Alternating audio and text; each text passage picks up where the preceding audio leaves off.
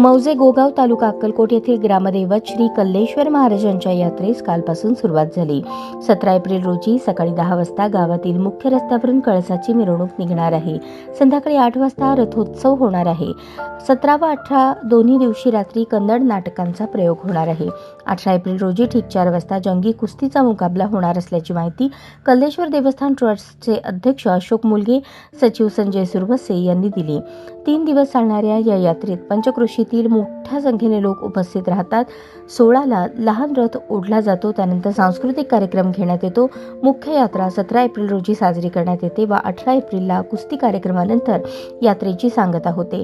सर्व कल्लेश्वर भक्तांना दिनांक 17 व 18 एप्रिल रोजी महाप्रसादाची सोय करण्यात आली असून सर्वांनी महाप्रसादाचा लाभ घ्यावा असे आवाहन सरपंच वनिता सुरवसे, उपसरपंच कमलाकर सोनकांबळे, कल्लेश्वर देवस्थान ट्रस्टचे विश्वस्त प्रदीप जगताप यांनी केले आहे.